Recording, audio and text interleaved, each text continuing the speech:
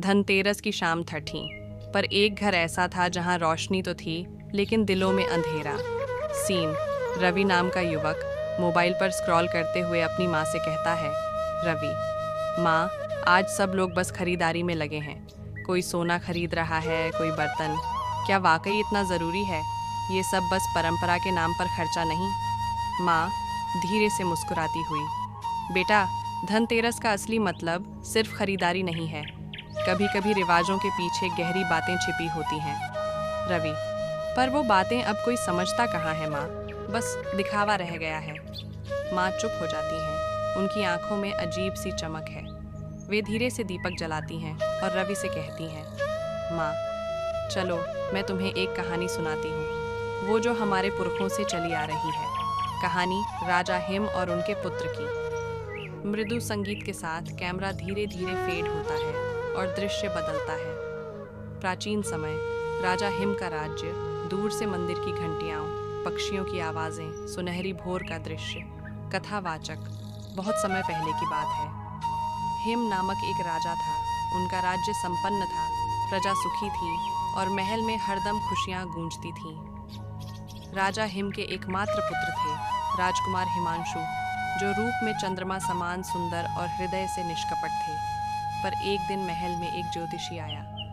उसने राजा से कहा, ज्योतिषी गंभीर स्वर में, महाराज, यह सुनकर आप विचलित हो जाएंगे, पर आपके पुत्र का जीवन केवल 16 वर्ष का होगा। उसके 16वें जन्मदिन की रात यमराज स्वयं उसे लेने आएंगे। महल में सन्नाटा छा जाता है। राजा हिम कंपित स्वर में, क्या इसका कोई उपाय नहीं? ज्योतिषी, महाराज, मृत्यु का समय निश्चित होता है, पर भक्ति और प्रकाश से अंधकार को देर तक रोका जा सकता है। राजा स्तब्ध हैं। समय बीतता है, राजकुमार बड़ा होता है। 16वां जन्मदिन, रात का सन्नाटा, महल में दीपकों की कतार, हवा में भय और श्रद्धा का मिश्रण। कथावाचक, वो रात आ पहुंची जब नियति ने लिखा था, यमराज का आगमन। राजा और रानी ने अपने पुत्र को बहुत प्यार से बैठाया और कहा, रानी, बेटा, आज रात अपने कमरे में दीपक जलाकर रखना और भगवान का नाम लेते रहना। राजकुमार मुस्कुराते हुए, माँ, डरिए मत, अगर नियति ने कुछ लिखा है तो उससे कौन बच सकता है?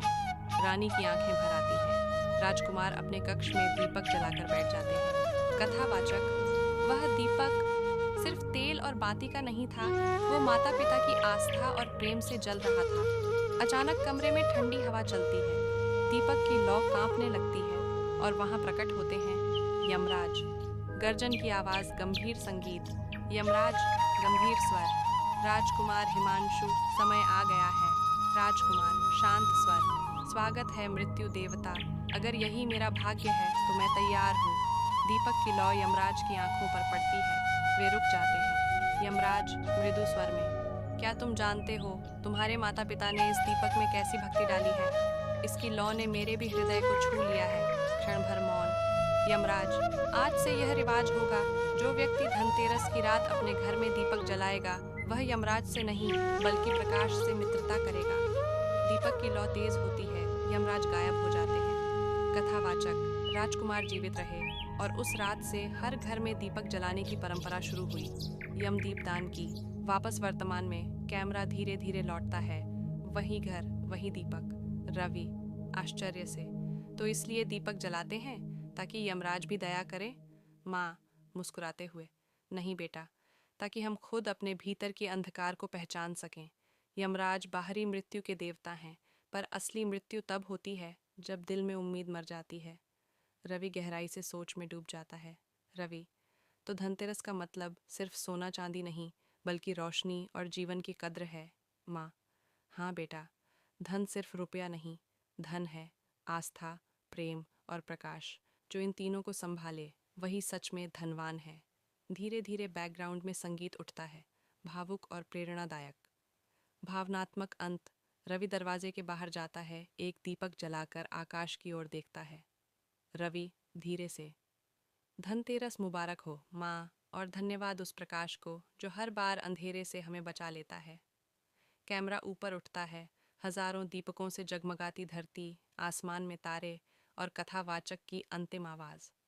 कथावाचक भावुक स्वर में, धनतेरस का अर्थ केवल धन नहीं, बल्कि उस उजाले से है जो भय को मिटा दे और हमें याद दिलाए, जहाँ दीप जलता है वहाँ यमराज भी कदम धीमे कर लेते हैं।